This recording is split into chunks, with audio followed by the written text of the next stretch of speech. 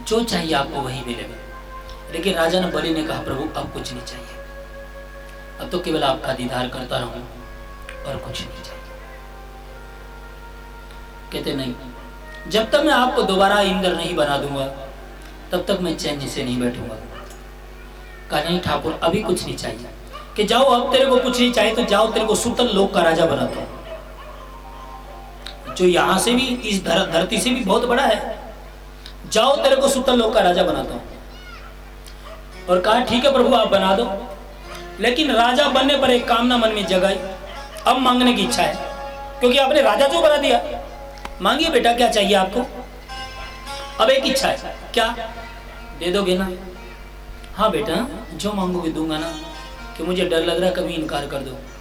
नहीं नहीं अब जो भी मांगोगे सो मिलेगा। कहा है ठाकुर यदि देना ही चाहते तो एक ही मन में जिज्ञासा है, वही पूर्ण कर दो। क्या? कि जिस जहां का राजा मुझे बना रहे हो वहां के दरवाजे पर बाहर जाऊं और अंदर आऊं, उस दरवाजे के ऊपर आपके दर्शन होने चाहिए।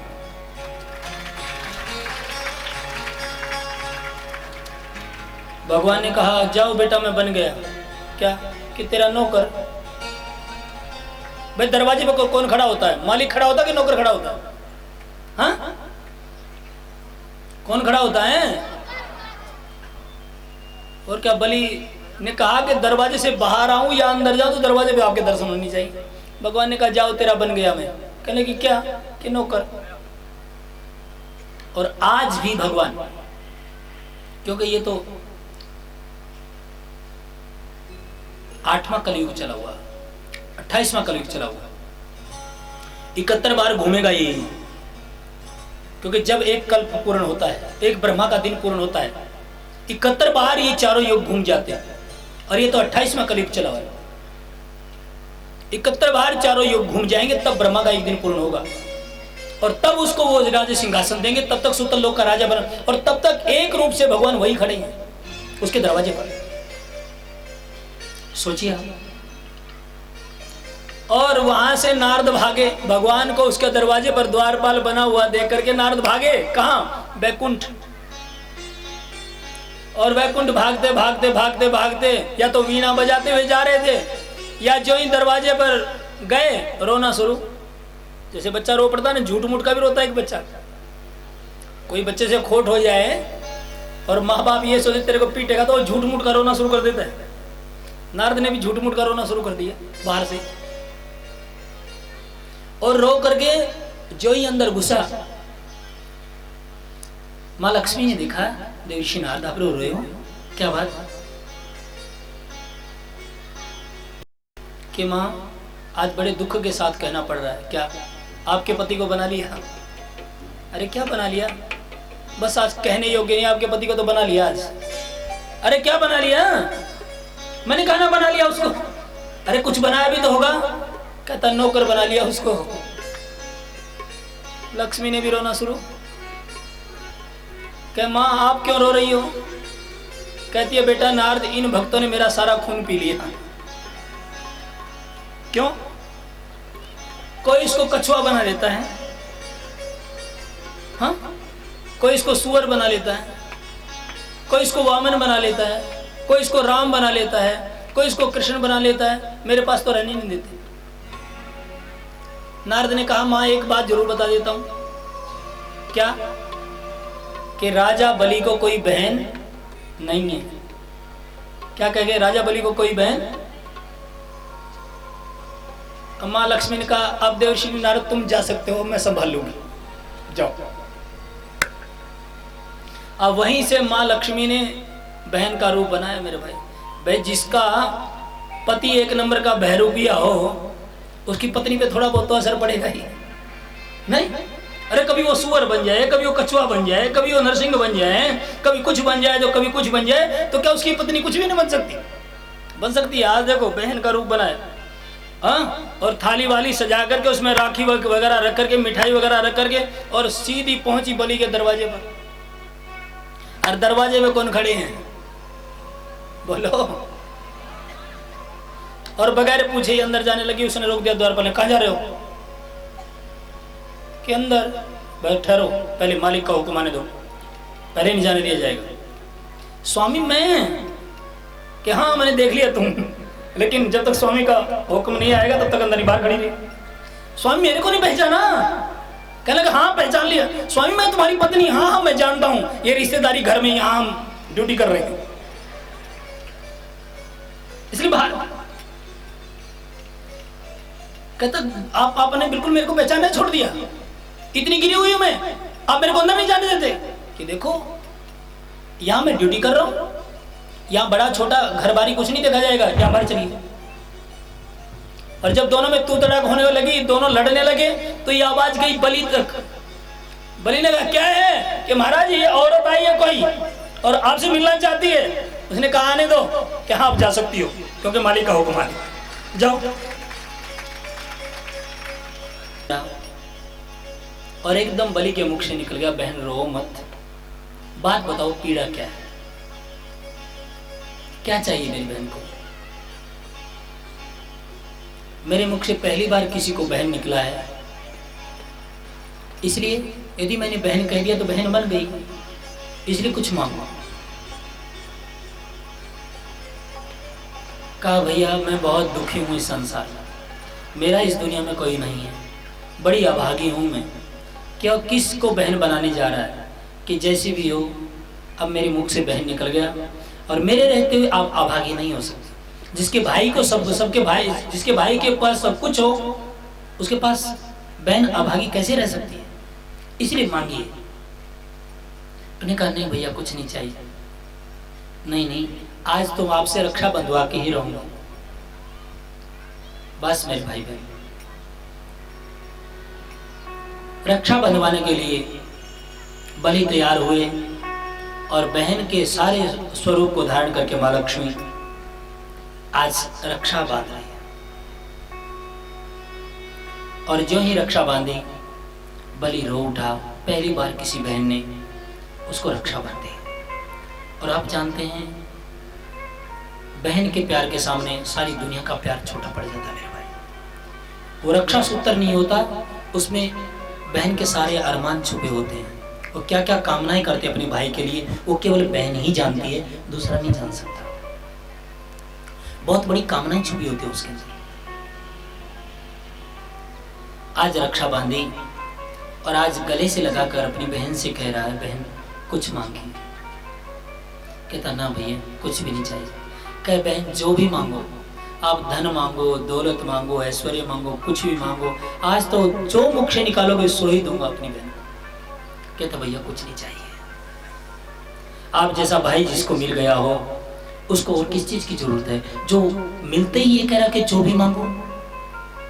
नहीं बहन कुछ तो मांगो, आज पहली बार मैं कुछ देने जा रहा हूं, मांगिए कुछ।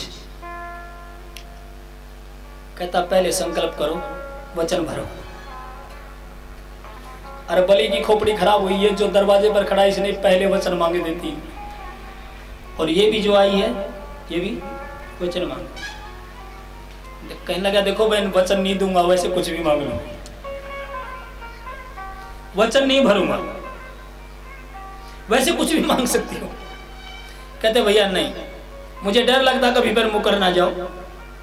कि नहीं मुकरूंगा नहीं, लेकिन वचन भरूंगा नहीं, क्योंकि एक बार वचन भर चुका ना, और उसमें जो हालत हुई वो जानता है। कहता वचन नहीं भरूंगा, जो आप मांगोगी सोई। कहता भैया आपकी बहन के घर में और किसी चीज की कमी नहीं है, सब कुछ है, दुनिया का ऐश्वर्य उसके पास है, कमी है तो केवल एक चीज की है कि मांगो बहन, वो मैं पूर्ति करूंगा ना। कि मुझे डर लगता कभी तुम मना कर दो। अरे बहन तुम इतना डरपोक क्यों लगा रही हो अपने भाई को? आप मांगो ना जो कुछ मांगना है। कि मांग लूं? कहते हाँ मांगो। कह दो भैया? हाँ बहन कह दो। कि मुझे तो फिर डर लग रहा कभी मना कर दो। अरे बहना मांगो ना, मांगिए, जो मांगोगी सो ही दूंगा। कहते भैया आपकी बहना के घर में दुनिया के ऐश्वर्य की कमी नहीं है, सब कुछ है, यदि कमी है तो एक द्वारपाल की कमी हो, द्वारपाल मुझे दे दो।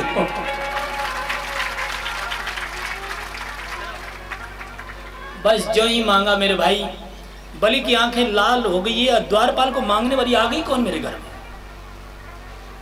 और जो ही ध्यान लगा करके देखा हो ये तो साक्षात लक्ष्मी खड़ी है, और कहता रही माँ तुझे ये डोकोसला करने की क्या जरूरत थी, वैसे ही आ जाते। कहता वैसे कौन मुझे आने देता और कौन मुझे मांगने देता उसको, लेकिन भैया मुकरना नहीं है, क्योंकि एक पत्नी ही जानती है पति यदि दूर रहे तो उसके ऊपर क्या व्यतीत होती है, और दूसरा नहीं कोई दुनिया में जान सकता।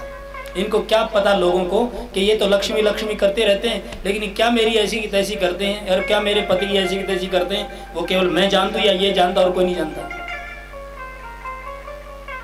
इसलिए भैया दे दो। और राजा बलि आज खुशी के आंसुओं से करा जाओ, तीनों लोगों का राज्य देकर के तो त्रिलोकी नाथ को काबू में कर लिया, और आज उस त्रिलोकी नाथ को भी आपको दान में दे रहा हूं मां, लेकिन तुम दोनों हार गए और मैं दोनों से जीत गया। क्योंकि जितन जितन हर कोई फिरदा हारन खेड़ फकीरा, जितन जितन हर कोई फिरदा हारन खेड़ फकीरा, और जितन दा मुल कोड़ी होंदा और हारन दा मुल हीरा। इसलिए आज बलि की तुम चर्चाएं गा रहे हो भागवत मेरे, ये भागवत स्वरूप बन गए, ठीक है। इस भागवत के अंदर भगवान ने अपने मुख से उन भक्तों की महिमा गाई है, इसलिए इसका नाम है भागवत।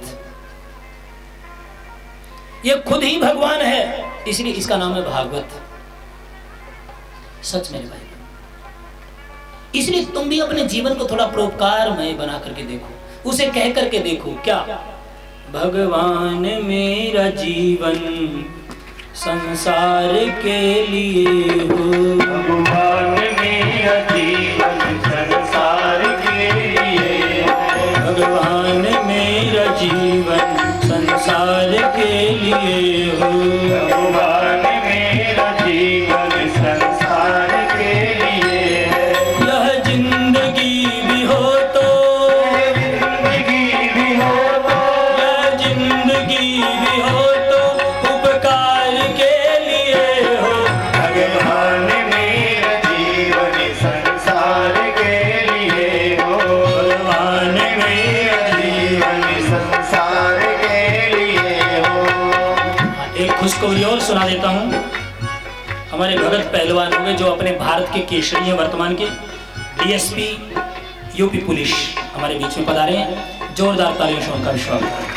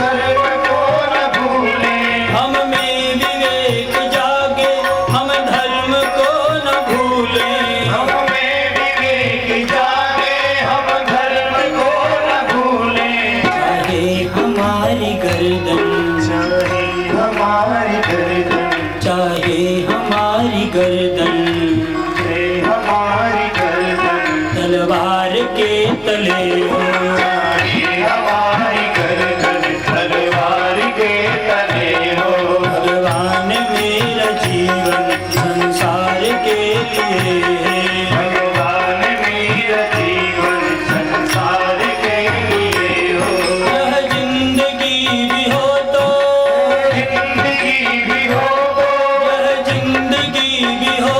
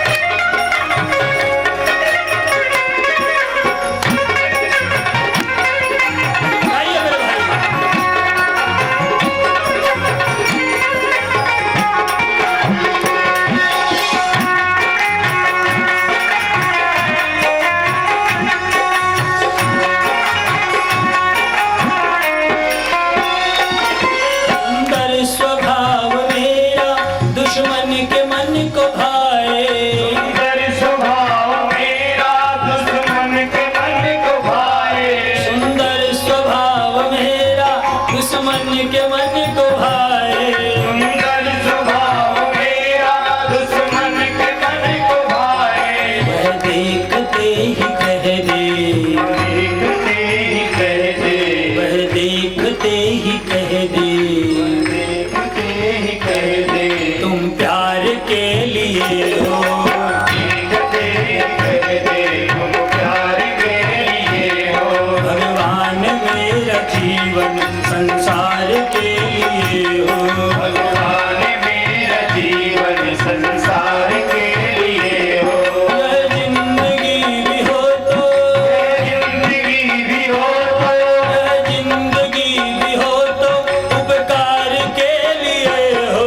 भगवान मेरा जीवन संसार के लिए हो। भगवान मेरा जीवन संसार के लिए हो। हरि बोल।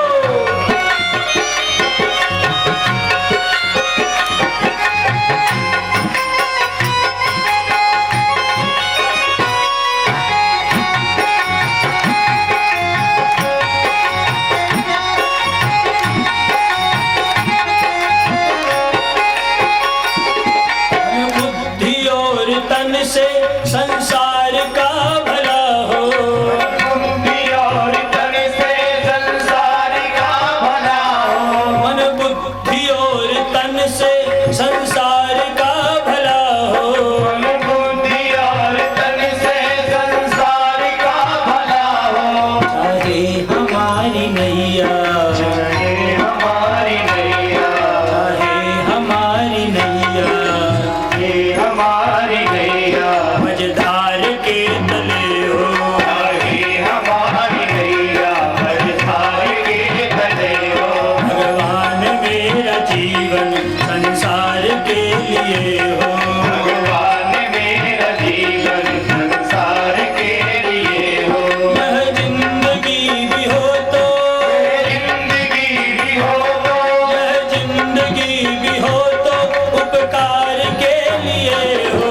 भगवान मेरा जीवन संसार के लिए हो। भगवान मेरा जीवन संसार के लिए हो। भगवान मेरा जीवन संसार के लिए हो। भगवान मेरा जीवन संसार के लिए हो। मेरा जीवन संसार के लिए हो। भगवान मेरा जीवन संसार के लिए हो। भगवान मेरा जीवन संसार के लिए हो। भगवान मेरा जीवन संसार के लिए हो। भगवान मेरा जीवन संसार के लिए हो। भगवान मेरा जीवन संसार के लिए हो। भगवान मेरा जीवन संसार के लिए हो। भगवान मेरा जीवन संसार के लिए हो। भगवान मेरा जीवन संसार के लिए हो। भगवान मेरा जीवन संसार के देखते ही कह दे, तुम प्यार के लिए हो। वह देख देखते ही कह दे, तुम प्यार के लिए हो। भगवान मेरा जीवन संसार के लिए हो। भगवान मेरा जीवन संसार के लिए हो। बोले वृंदावन बिहारी लाल की जय। सद्गुरुदेव भगवान की जय। जय जय श्री श्री राधे। जय जय श्री राम। जय जय श्री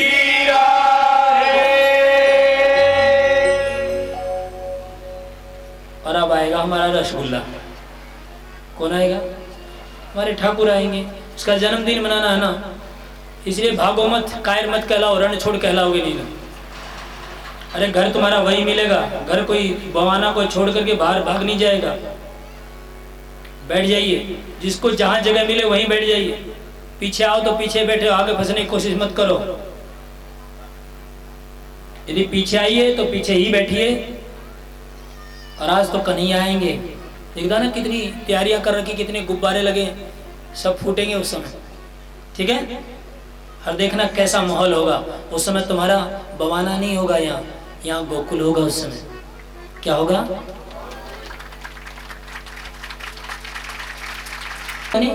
समूह, और इंद्रियों का समूह तुम्हारे इस शरीर को कहते हैं। इंद्रियों का समूह तुम्हारे इस शरीर को कहते हैं। तुम्हारा ये है गोकुल। कम से कम इस गोकुल में तो बुला लो आज। हाँ, वो तो भौतिक गोकुल है ना, असली गोकुल है ये। गो माने इंद्री और कुल माने समूह। जहाँ इंद्रियों का समूह रहता है उस गोकुल में बुलाना है मेरे ठाकुर को, बाहर नहीं बुलाना, अंदर बुलाना है। ठीक है ना? तो बोला छम बाजे पायलिया,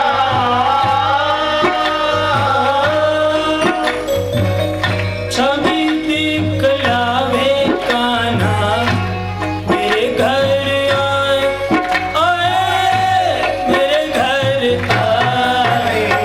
छम छम बाजे पायलिया,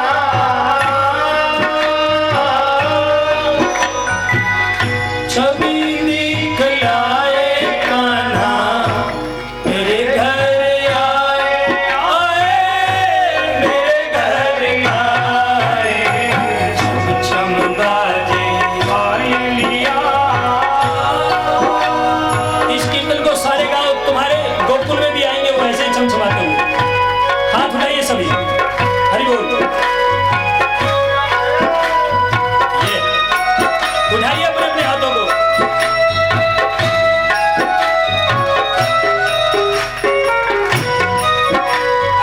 ओहो,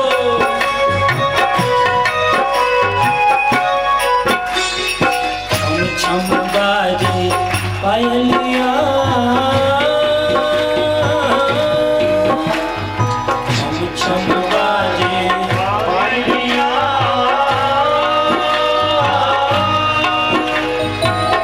छवि दिखलावे कान्हा मेरे घर आए, आए मेरे घर आए।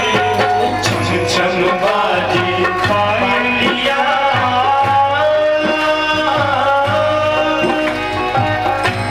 छवि दिखलावे कान्हा मेरे घर आए, आए मेरे घर आए। कान्हा घर आए, घर आए, मुरारी घर आए, मुरारी घर आए, नंदलाला घर आए, नंदलाला घर आए।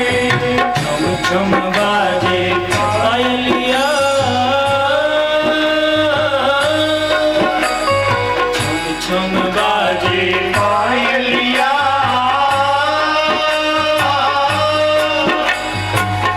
छवि दिखलावे कान्हा मेरे घर आए, आए मेरे घर आए।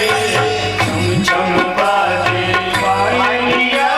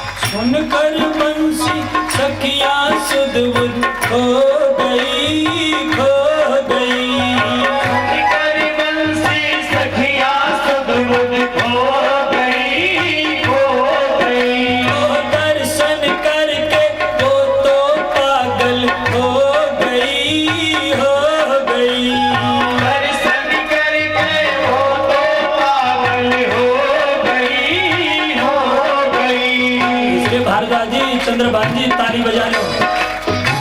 क्या हुआ बंगाली मार्केट से आए हो तो अब यहाँ कर दो, कन्हैया बन जाओ और ठुमका लगाओ।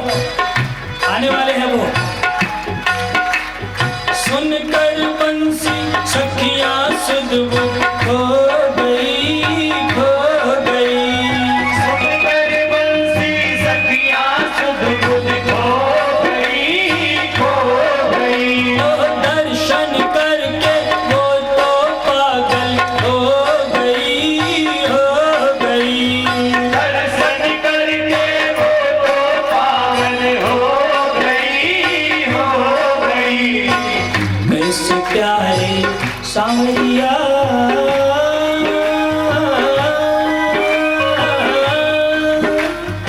ऐसे प्यारे सांवरिया, कैसे प्यारे सांवरिया।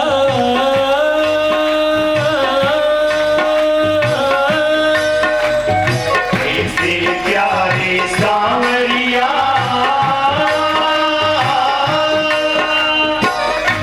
रास रचाते आए, नयन नचाते आए, मेरे घर आए।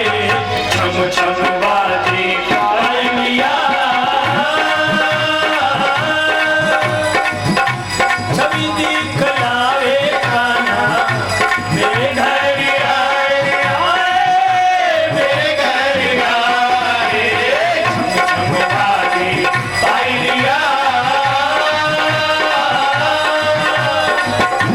छवि दिखलावे कान्हा, मेरे घर आए, आए, मेरे घर आए।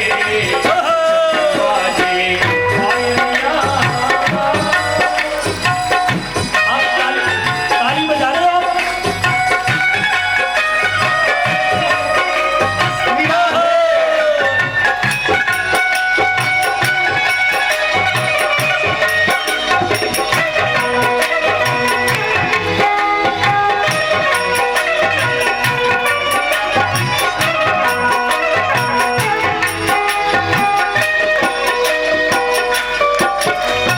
और सुनो, क्या आ गया वही भाद्रपद का महीना। कब आते हैं ठाकुर? भादवे में ना, भाद्रपद। तो वही महीना आ गया। भादोवत अठम की रैन सुहावनी, सुहावनी। भादोवत अठम की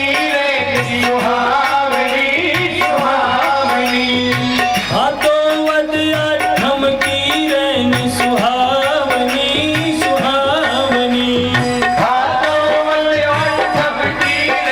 सुहावनी, सुहावनी।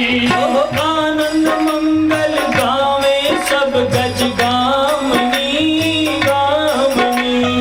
आनंद मंगल गावे सब गज गामिनी, गामिनी। झरमर बरसे, झरमर बरसे।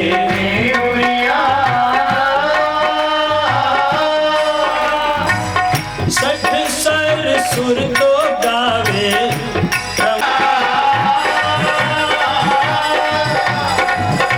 छवि दिखलावे कान्हा, मेरे घर आए, आए, मेरे घर आए। छम छम बाजे पायलिया, छवि दिखलावे कान्हा, मेरे घर आए, आए,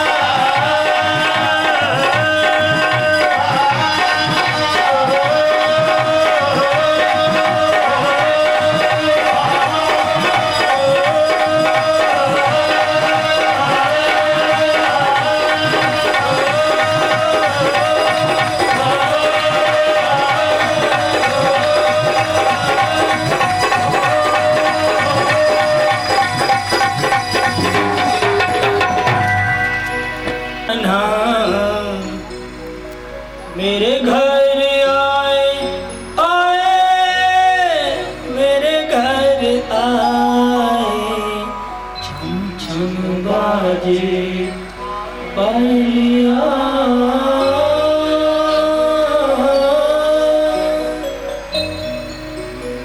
छवि दिखलाए कान्हा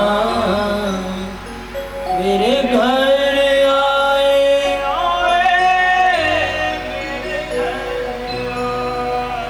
और क्या दिन आ गया? कौन सा दिन आया? रैन अंधेरी जन्म स्वरूपी आ गए रैन अंधेरी चंद्र स्वरूपी आ गए मात यशोदा और सखियन को भागे ओ मात यशोदा और सखियन को भागे कांधे कारी कांवरिया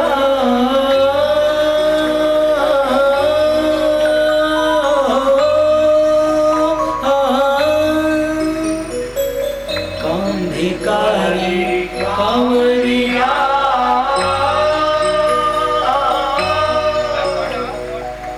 मुखमल काते काना नयन नचाते आए मेरे घर आए, छम छम बाजे पायलिया ओ छम छम बाजे छम छम बाजे जब मन झंकरा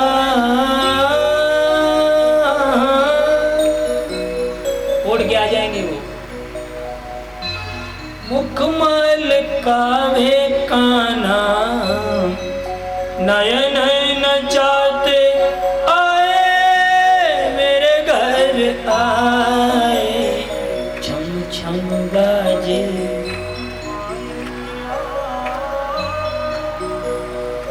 एक बार झुमा कर तो देखो मन को, फिर देखना ना कन्हैया तुम्हारी जिंदगी में उतर जाए तो। थोड़ा टेढ़ा तो है, ठीक है ना?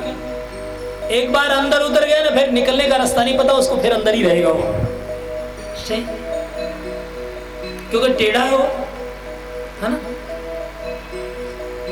बांके बिहारी की बांकी अदा है ये सब। आइए वो कैसे आया यही बता दे। सभी जानते हैं भाई किस किस कारण वो आया। देखो मेरे भाई बहन, कुरुवंश को ही कुरुवंश कहते हैं और विदर्भ नरेश अर्थात भीष्मक वाली, ये 3 शाखाएं। इसी शाखा में जो वसुदेव वाली शाखा है, इसी शाखा में एक देवमीट नाम के राजा हुए जिसकी 2 पत्नियां थी। एक पत्नी से अन्य प्रजन्य आदि 9 बेटा हुए और दूसरी पत्नी से मात्र 1 बेटा हुआ जिसका नाम रखा गया सूरसेन। और इसी सूरसेन के यहाँ वसुदेव जी आए जिनका एक नाम आनक दुंदुभि में था। जब ये पैदा हुए तो आकाश में अपने आप नंगाड़े बजने लगे, दुंदुभियां बजने लगी, इसलिए इसका एक नाम आनक दुंदुभि था। और इस वसुदेव की बहुत सारी पत्नियां थी, जिनमें से मुख्य मुख्य के नाम मैं बता देता हूँ। पौरवी, रोहिणी, भद्रा, मदिरा, रोचना, इला, देवकी, प्रमुख आसन पत्नी है आनक दुंदुभि। इस वसुदेव की मुख्य मुख्य पत्नियों के नाम ये है पौरवी, रोहिणी, भद्रा, मदिरा, रोचना, इला और मुख्य थी देवकी। और इसी देवकी के यहाँ जेल के अंदर मेरे ठाकुर ने जन्म लिया। वहां से गोकुल आ गए, गोकुल में बाल लीलाएं की, फिर मथुरा आ गए, मथुरा में कंस आदि को मारा, वहां से द्वारकापुरी चले गए, वहां से जरासंध के माध्यम से अनेकों राक्षसों का उद्धार किया। फिर पांडवों ने आकर के झोली फैला ली, हमारी रक्षा करो, तो पांडवों की रक्षा की। उसके बाद अपने कुल में ही लड़ाई झगड़ा शुरू हो गया, इसलिए अपने कुल का संगार भी अपनी आंखों के सामने करवा करके मेरे ठाकुर अपने धाम को चले गए। इतना कह करके श्री मुनि सुखदेव मौन हो गए, चुप हो गए। लेकिन जो ही मौन हुए, ये राजा परीक्षित को अच्छा नहीं लगा। राजा परीक्षित बोल उठे और कहा, देखो गुरुदेव, आपने चंद्रवंश का वर्णन किया, बहुत सुंदर लगा। सूर्यवंश का वर्णन किया, वो भी बहुत सुंदर लगा। इस संहिता को सुनाया, वो भी बहुत सुंदर लगा। लेकिन जो मेरे ठाकुर की नाम की पहलियां बुझा करके चुप हो गया, वो बिल्कुल भी अच्छा नहीं लगा। अरे वो मेरे ठाकुर जो महाभारत के युद्ध में मेरे बाबाओं के ड्राइवर बने, मेरे बाबाओं के नौकर बने, मेरे बाबाओं के सारथी बने, नहीं तो उस महाभारत रूपी समुद्र में इतने बड़े बड़े मगरमच्छ पड़े थे, जो एक ही मगरमच्छ मेरे पांचों बाबाओं को खा जाता। पिता में भीष्म जैसे, कर्ण जैसे, शल्य जैसे बड़े बड़े वीर पड़े थे, द्रोणाचार्य जैसे, कृपाचार्य जैसे बहुत बड़े बड़े वीर पड़े थे वहां। एक ही पूरे पांडवों को निकल जाता। लेकिन जिसके ड्राइवर भगवान हो, उसका कौन क्या बिगाड़ सकता है। जिस मेरे ठाकुर की कृपा से मेरे बाबा उस महाभारत रूपी समुद्र को ऐसे ही पार कर गए, जैसे कोई इंसान गौ के बछड़े के खुर के गड्ढे को पार कर जाता है, उसका पता लगता है क्या कब पार कर गया, ऐसे ही पार कर। फिर दूसरी बात मेरे को ही लीजिए, मैं तो अश्वत्थामा के ब्रह्मास्त्र से अपनी माँ के घर पे मर ही चुका था।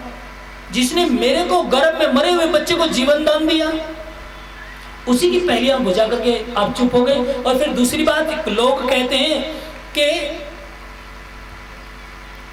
बलराम दादा दो माताओं के बेटे हैं, वो रोहिणी के बेटे कहलाते और देवकी के ही बेटे। एक ही बेटा दो माओं का कैसे हो सकता है।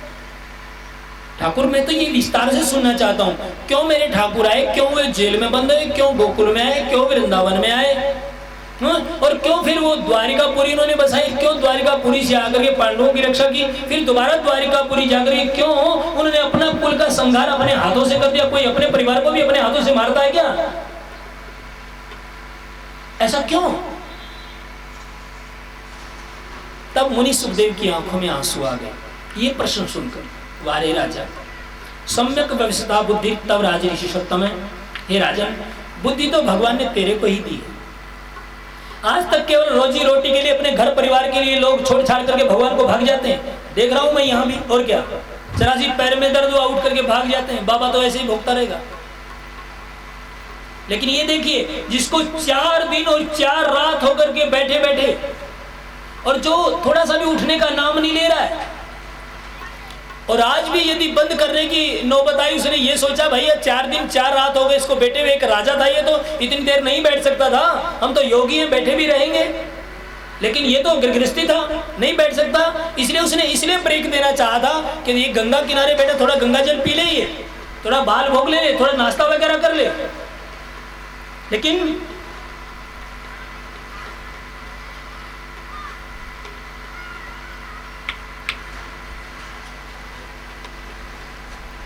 मेरे भाई बहन, ये थोड़ा नाश्ता कर ले, जलपान ले ले।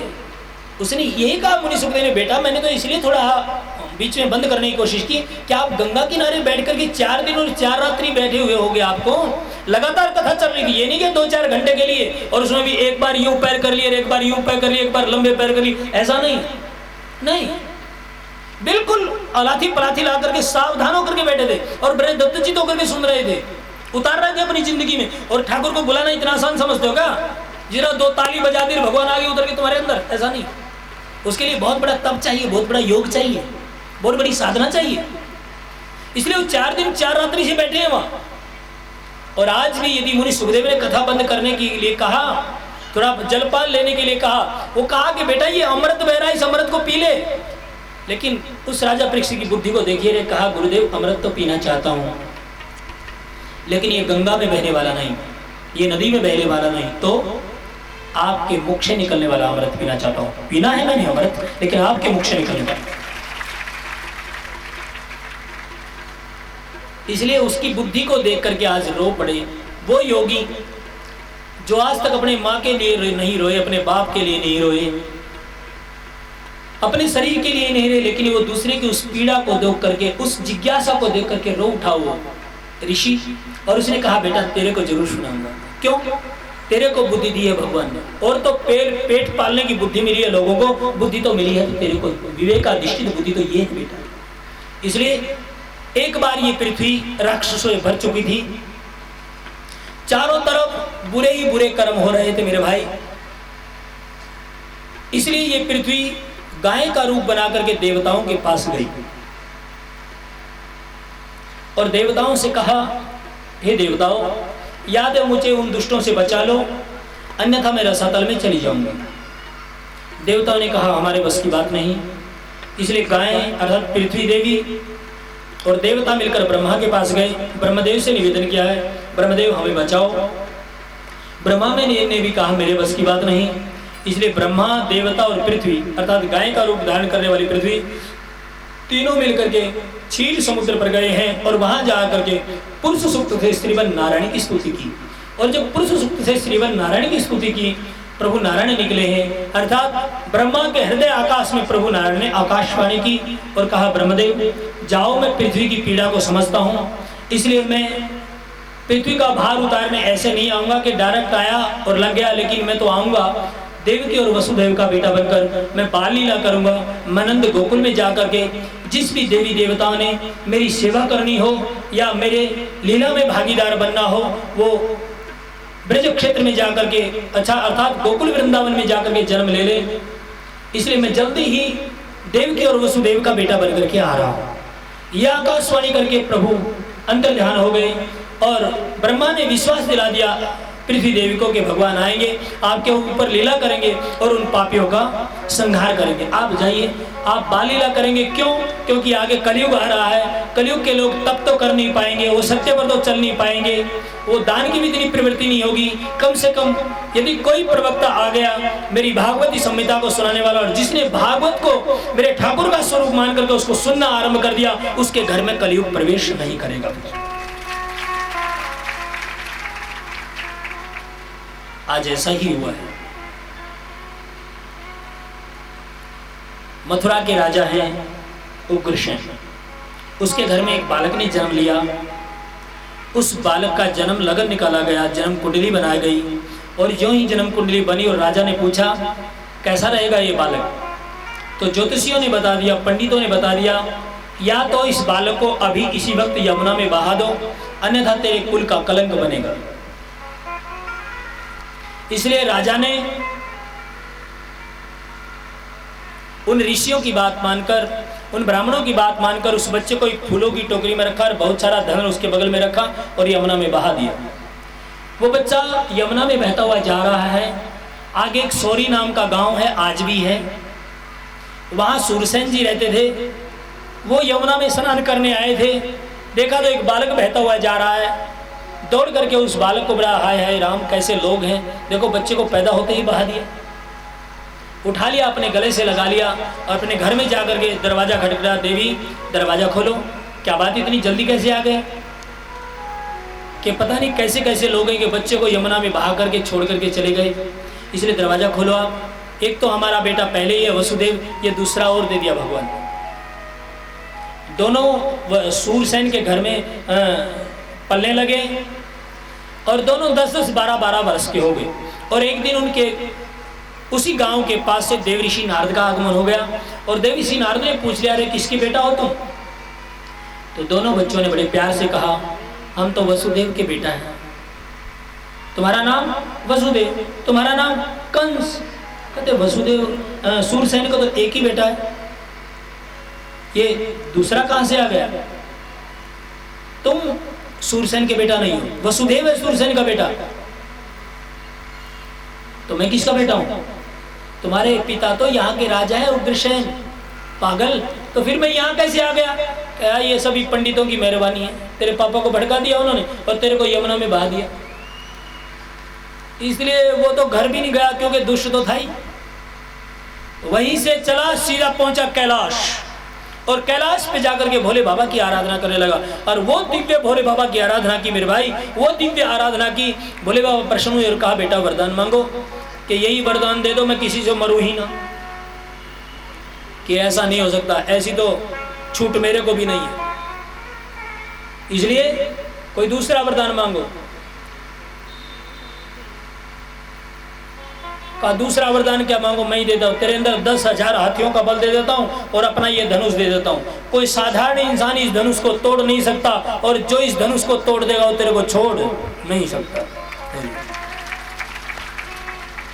इसलिए लेकर के 10,000 हाथियों का बल और वो धनुष चल पड़े। वहां से आगे जरासंध का शिविर पड़ा हुआ था। उस जरासंध के शिविर से कुहलिया पीड़ नाम का हाथी बिचर चुका था और वो किसी की पकड़ में नहीं आ रहा था। सारी सेना डर चुकी थी। वहां से जा रहा था कंस, 10,000 हाथियों का बल आ चुका था उसमें, इसलिए दौड़कर उसने कुहलिया पीड़ नाम के हाथी को पकड़ लिया और पकड़ करके बांध दिया। जरासंध को बड़ी खुशी हो रही, एक ही व्यक्ति ने इसको पकड़ के बांध दिया। इसलिए जरासंध ने अपनी 2 बेटियों की शादी कर दी, अस्ति और प्राप्ति। कंस माने लोभ, और लोभ की 2 ही इच्छाएं होती है, इतना मेरे पास है और इतना और प्राप्त करना है। जो ऐसी बातें सोचता हो वो सोच लेना वो कंस का छोटा भाई ही है। कंस माने लोभ, और लोभ की 2 ही इच्छा होती हैं, इतना मेरे पास है और इतना और लेके आना है। इसलिए 2 पत्नियां उसकी, अस्ति और प्राप्ति। अस्ति माने है और एक प्राप्ति माने इतना प्राप्त करना है। अब कछु तो मियां बावरे, कछु पी लई भांग, कुछ तो पागल पहले ही था और कुछ जरासंध और मिल गया, दूसरी ताकत और मिल गई, अब तो और पागल हो गया। इसलिए पहुंचा सीधा मथुरा, और मथुरा में ब्राह्मण लोग स्वाहा स्वाम गणानंद गणपति गुं गवामहे, प्रियानंद प्रियपति गुं गवामहे, निधिनंद निधिपति गुं गवामहे, वशो मम आहम जानि गर्भदमात्म जासि गर्भदम स्वाहा। और जो ही स्वाहा कहते सुना कि इन्हीं ने विघ्न के बीज बोए थे, इसलिए उसको ब्राह्मण को उठाया और यमुना में फेंक दिया, और फिर उसके यज्ञ को उठा उसको भी यमुना में फेंक दिया। ऐसे फेंकने लगा जब ब्राह्मण देवता सीधे गए उग्रसेन के पास। पता नहीं कोई कंस नाम का पापी आया और वो सता रहा, या तो उसको रोको अन्यथा ठीक नहीं रहेगा।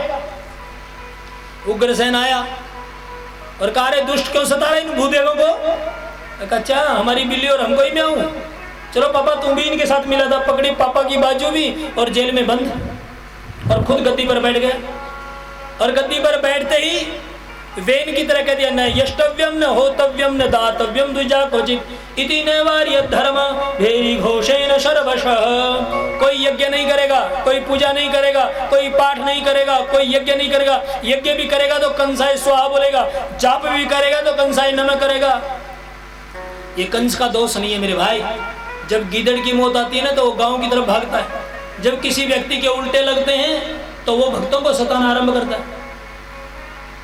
जब किसी व्यक्ति के उल्टे लगने हो तो वो भगवान के भक्तों को सताता है। जब गीदड़ की मौत आती है तो वो गांव की तरफ भागता है। आज उल्टे कर्म करने लग गया, लेकिन सारी दुनिया में तराही तराही मच गई मेरे भाई, सारे बुरा कहने लगे। इसलिए कंस ने सोचा रे कोई अच्छा काम भी कर दे। जब सारी दुनिया बुरा करे, एक आध तो अच्छा काम हो, तो अच्छा काम क्या करूं। मेरे चाचा देवक की बेटी देवकी जवान हो गई, उसकी शादी कर देते। मंत्रियों को बुलाया, कहा मेरी बहन के लिए कोई दूल्हा ढूंढो। एक मंत्री ने कहा रे वसुदेव से अच्छा वर कौन होगा, तुम उनके पास भी रहे हो, उसके स्वभाव को भी जानते हो, इसे वसुदेव से शादी कर दो। कंस की भी समझ में आ गई। उसने अपनी बहन की सगाई वसुदेव के साथ कर दी और विवाह की तैयारियां चल रही हैं। बहुत प्यार से तैयारी कर रहा बेचारा, और अपनी बहन की शादी इतने धूमधाम से कही मेरे भाई, ना आज तक किसी ने की और ना कोई कर सकता। और अपनी बहन की शादी कर करके और अपनी बहन की रथ का सारथी बन के भी खुद ही जा रहा है। और ये देवता जानते तो सब कुछ है, लेकिन इनके पेट में बात पचती नहीं है। इसलिए देवताओं ने आकाशवाणी कर दी, अरे ओ कंस, अरे ओ दुष्ट, बड़ा आकर करके चल रहा है। जिस तेरी बहन के सारथी बनकर के तू जा रहा है, इसी तेरी बहन का 8वां गर्भ तेरी मौत का कारण बनेगा।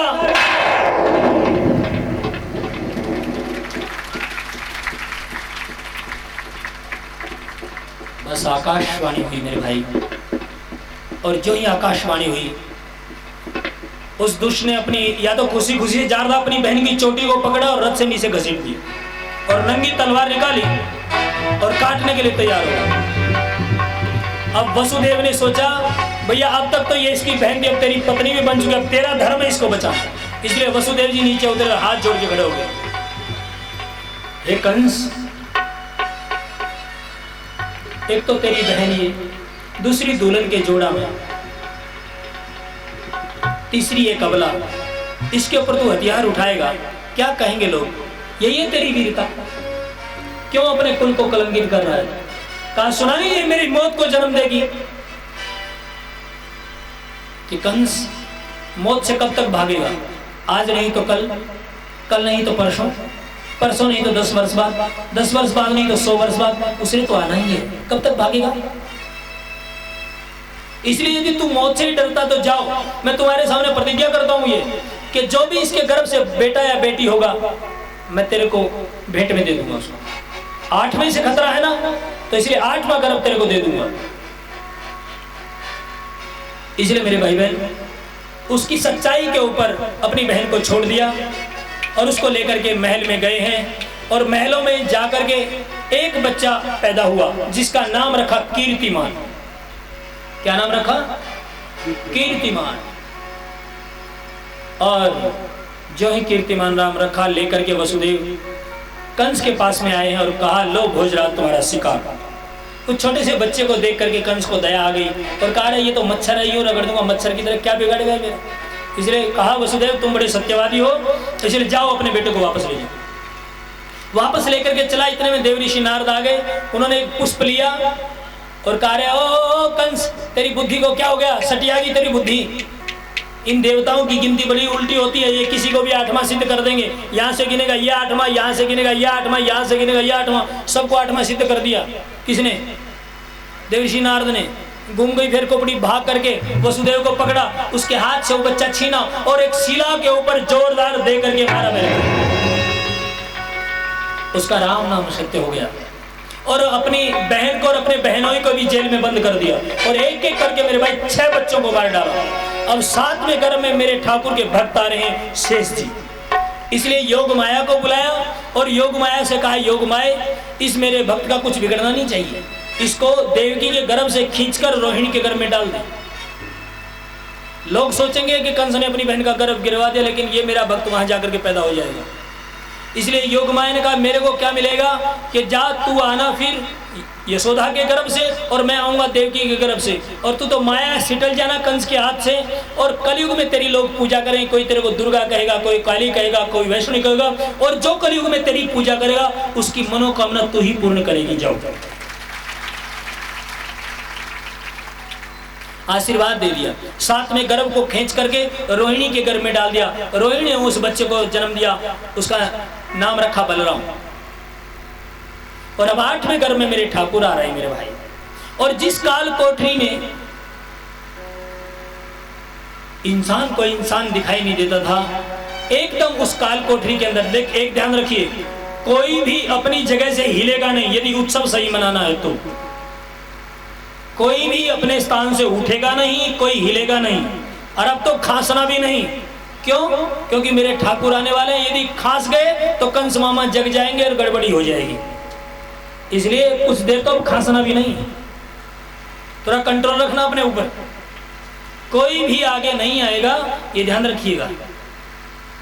अपने अपने स्थान को पकड़े बैठे रहेंगे और यही सोचना सभी ने कि लड्डू गोपाल मेरे ही पास है। और देखना क्या आनंद आएगा फिर, कैसे मेरे ठाकुर झूमेंगे फिर। इसलिए मेरे भाई बहन, आज उस अंधेरी कोठरी में चतुर्भुज रूप लेकर के वह रात के अंधेरे में मेरे ठाकुर जी प्रकट हुए। और जो ही ठाकुर जी आए, देखा तो एकदम उसमें इतनी रोशनी हो गई, इतनी रोशनी हो गई कि वसुदेव और देवकी भी आंखें एक बार बंद होगी, देवकी की आंखें बंद हो गई। और धीरे धीरे जो ही आंख खुली, देखा तो सामने चतुर्भुज रूप में मेरे नारायण खड़े हैं। और कहा हे नारायण आइए। कहा माँ मैं आ गया। माँ किसी कहते हो? माँ आप हो मेरी माँ कि इतनी 6 फुट की, 4-4 तेरी भुजाएं हैं, इतना लंबा चौड़ा शरीर है, और मैं इतनी छोटी सी तेरे सामने, और मेरे को माँ बना रहा है। इसलिए मैंने तो आपको बेटा बनने के लिए कहा था, तुम तो मेरे भी ताऊ बन के आ गए। इसलिए ऐसा रूप नहीं चाहिए मेरे को, तो पहले छोटे से बनो। इसलिए मेरे ठाकुर छोटे से बन गए और कहा अब तो अपना लो कि सुनो, यहाँ जो बालक आता है 4 हाथों वाला नहीं आता। अरे सभी को रोको भाई, कोई भी आगे नहीं आएगा। 4 भुजाओं वाला नहीं आएगा। इसे मेरे ठाकुर छोटे से बन गए और माँ ने कहा कि अब ये कपड़े उतार दो। कपड़े उतार दिए। कहा अब तो अपना लो कि नहीं अब रो, क्योंकि बालक जो आता है वो रोता है। तो मेरे ठाकुर ने रोना शुरू किया और जो ही वसुदेव ने लिया तो मेरे भाई हथकड़ियाँ टूट गई, बेड़ियाँ कट गई और उसको जो ही दरवाजे की ओर लेके चला, अपने आप दरवाजा खुलने लगा। दूसरे दरवाजे पर गया, दूसरा दरवाजा खुल गया। तीसरे दरवाजे पर गया, तीसरा खुल गया। धीरे धीरे करके 7 ड्योढ़ियों को पार करते हुए यमुना के तट पर आए और जो ही यमुना के तट पर तो यमुना मैया बहुत चढ़ी हुई थी और अपने छोटे से बालक को देख करके यमुना माँ के सामने हाथ जोड़ के खड़े, हे माँ आज रास्ता दे दो, क्योंकि ये एक अकेला दीपक बचा है मेरे घर का। यदि ये भी नहीं रहा तो हमारा कुल का विनाश हो जाएगा। हे यमुना माँ जगह दे दो, मेरे ठाकुर के लिए दे दो बस। जो ही यमुना माँ से निवेदन किया, माँ यमुना एकदम उतर गई और मेरे ठाकुर को लेकर के वो यमुना मैया में घुस गए और जो ही यमुना मैया के बीच में पहुंचे, यमुना मैया फिर चढ़ के आ गई। क्यों? क्योंकि यमुना मैया ने सोचा रहे लोगों के घर में महात्मा भी आते, लोग पैर पकड़ने दौड़ते, आज मेरे घर में भगवान आए और मैं पैर भी ना छूं। वसुदेव के यहाँ तक कन्हैया ने सोचा ये मेरे बाप को ही डबो देगी, काहे की पैर छुएगी। इसलिए कन्हैया ने अपना पैर नीचे लटकाया और उसके पैर को छू करके माँ यमुना फिर उतर गई और उस यमुना को पार किया। देखा तो पौड़ियों में छोटी छोटी बालाएं बैठी हैं, गोपियां बैठी हैं, अपना लहंगा चुनरी पहले से ही तैयार करा। क्यों? माँ यशोदा को 80 वर्ष के बाद कोई बालक आने वाला है। सुनंदा बुआ आदि महीनों से थक गई थी, इंतजार करते करते कब आएगा कब आएगा।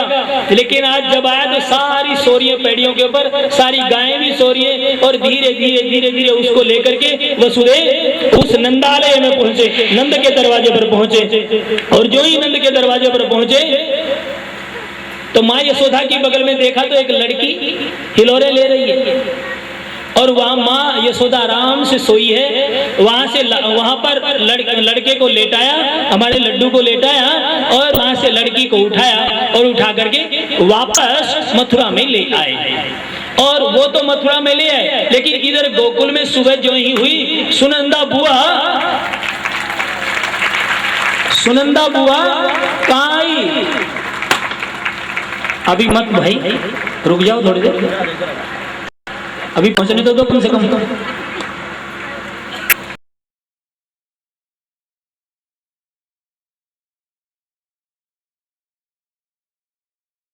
बुआ आई और उसने देखा हमारी महात्मा फिर आज होते, एक बार पल्ला उघाड़ने की कोशिश करते, लेकिन फिर भगवान से प्रार्थना में कि लड़की नहीं होनी चाहिए, लड़का होना चाहिए। और एकदम जो ही उसने पल्ला उघाड़ा देखा तो लाला ही था, लाली नहीं था। और सुनंदा बुआ दौड़ी, अरे भैया नंद बाबा बधाई हो, भैया नंद बाबा बधाई हो, अरे यशोदा मैया बधाई हो। जब यशोदा मैया कहूँ तब मैया कहेंगी बधाई हो, और जब नंद बाबा का नाम लो तो पुरुष कहेंगे बधाई हो। सुना? अरे यशोदा मैया बधाई हो, अरे नंद बाबा बधाई हो।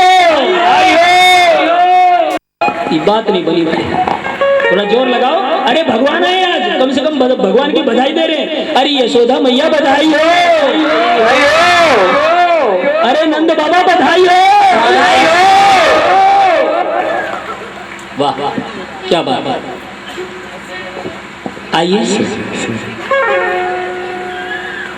चले आ गए ना ठाकुर, क्या करते हो? छम छम बाजे, छम छम बाजे